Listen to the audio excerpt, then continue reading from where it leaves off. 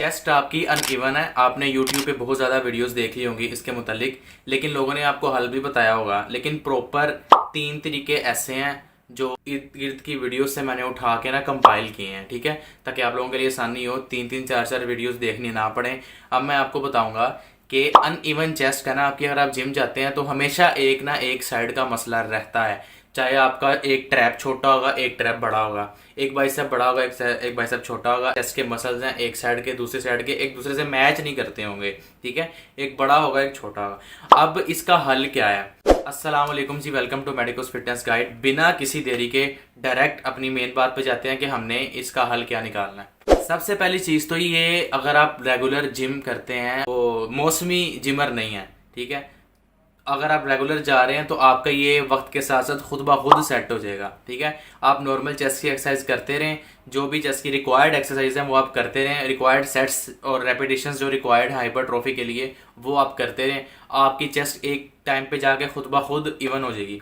अब आप ये पूछेंगे कि कितने सेट्स करने हैं, वही जो आप पहले करते रहे हैं हाइपरट्रॉफी के लिए, 8 से 10 रेपिटेशंस, 8 से 12 रेपिटेशंस जो आपको मसल ग्रोथ दे रहे हैं, ठीक है। और दूसरी बात कि कब होगी जाके हमारी इवन, तो इसका मैं आपको मिनिमम टाइम बताऊं, ये 1.5 से 2 साल में जाके जब आपका प्रॉपर मसल मास आ जाता है ना, तो आपको फर्क दिखना बंद हो जाता है कि एक चेस्ट अनइवन है एक साइड अनइवन है, ये आपको फर्क दिखना बंद हो जाएगा, दोनों बराबर हो जाएंगी, ठीक है।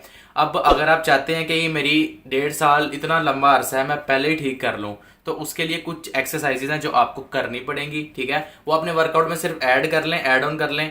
आपकी जो है ना, जो चीज़ आपने लेट अचीव करनी है वो आप जल्दी अचीव कर लेंगे। अब चलें एक्सरसाइज की तरफ आते हैं। हर जिम में इंक्लाइन डंबल प्रेस के अल्टरनेटिव मशीन पड़ी होती है जिसपे आप साइड पे प्लेट्स लगा के करते हो।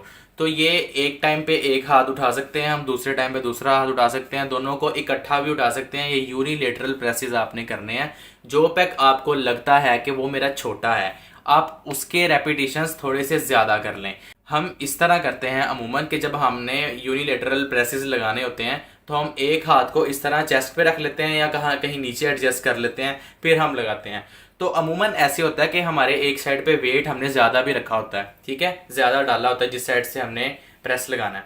अब वो वेट ज़्यादा होने की वजह से हम एक साइड पे चले जाते हैं, या हमारे एक पैक्स है ना, हमारी जो चेस्ट के मसल्स हैं उस पर प्रॉपर जो है ना स्ट्रेच नहीं पड़ रहा होता। क्यों? क्योंकि हमने उस जो ऑपोजिट हाथ है उसको एक जगह स्टक नहीं किया हुआ, एडजस्ट नहीं किया हुआ, जिसकी वजह से प्रॉपर स्ट्रेच नहीं हमें मिल रहा। तो उसका हल ये है कि आपने दूसरे हाथ को, जो ऑपोजिट साइड वाला हाथ है जिसपे आप वेट नहीं लगा रहे, उसको आपने दूसरी साइड के इस तरह नीचे रख लेना है, आपने कहीं पे एडजस्ट कर लेना है, कहीं पे अटका लेना है।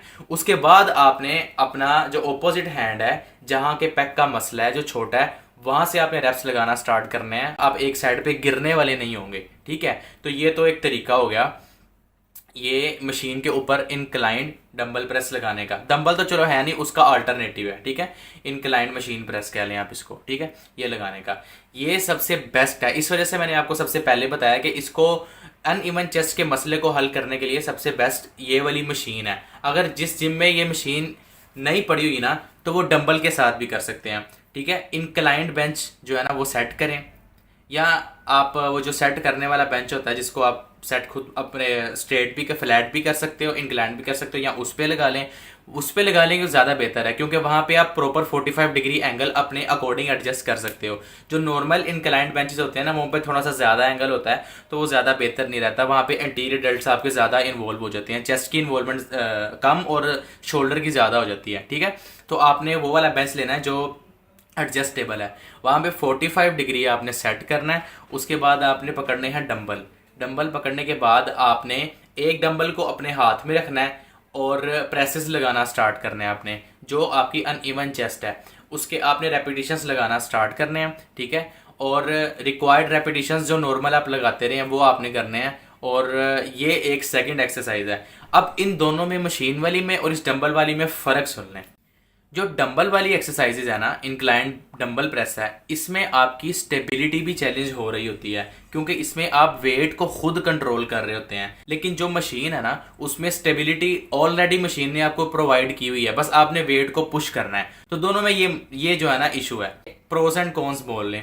एक में जो है ना आपकी स्टेबिलिटी भी चैलेंज हो रही है, एक में आपका पेक भी इन्वॉल्व हो रहा है, मसल भी इन्वॉल्व हो रहा है, दूसरे में आपका 100% जो जोर आ रहा है मसल पे आ रहा है, आपकी स्टेबिलिटी चैलेंज नहीं हो रही। ठीक है, तो दोनों एक्सरसाइज में सिर्फ ये फ़र्क है।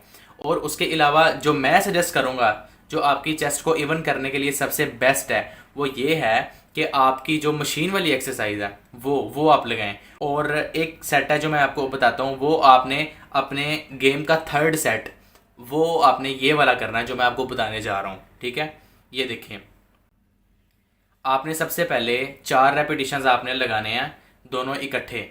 उसके बाद आपने वो पैक जो अनइवन है, ठीक है, जो छोटा है, आपने उसके रेपिटेशंस लगाने हैं 4, एक साइड को होल्ड करके। ठीक है, उसके बाद फिर आपने दूसरी साइड को, उसी साइड जो अनइवन चेस्ट वाली जगह है उसको आपने फिर होल्ड करना है, फिर दूसरी साइड से आपने रेपिटेशंस लगाने हैं। जो अनइवन वाली है उससे आपने रेपिटेशंस ज़्यादा कर लेने हैं। ठीक है, ताकि जो है ना वो जोर ज़्यादा आए और उसके हाइपरट्रॉफी के ज़्यादा चांसेस हो, क्योंकि वहाँ के रेप्स ज़्यादा हुए हैं। ठीक है, और हाइपरट्रॉफी की एक और बात, 5 से लेकर 30 रेपिटेशंस के दरमियान कोई भी रेप रेंज आपकी मसल की हाइपरट्रॉफी कर सकती है, बशर्त ये कि आप क्लोज टू फेलियर जा रहे हो। ठीक है, वो ये भी हो सकता है कि अगर आप 5वें रैप पे भी क्लोज टू फेलियर जा रहे हो वो भी आपको हाइपरट्रॉफी प्रोवाइड करेगा, अगर 7th रैप पे क्लोज टू फेलियर जा रहे हो वो भी आपको हाइपरट्रॉफी प्रोवाइड करेगा। हर बंदे के मसल की जो रिस्पॉन्स है वो डिफरेंट हो सकता है। कोई 12 रेपिटेशन पे जाके क्लोज टू फेलियर जाएगा, ये आपके वेट पे भी डिपेंड करता है कि आपने वेट कितना ऊपर एडजस्ट किया हुआ है। ठीक है, तो 5 to 30 ये आपकी एक नॉर्मल जो है ना हाइपरट्रॉफी की रैप रेंज होती है।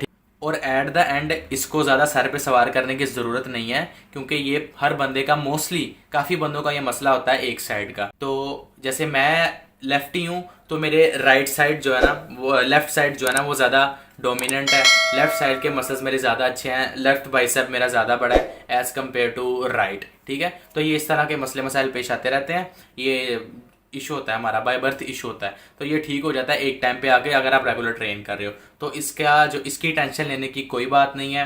तो जो मैंने एक्सरसाइज बताई हैं वो करते रहें, इंशाल्लाह नेक्स्ट वीडियो में ज़रूर मिलेंगे।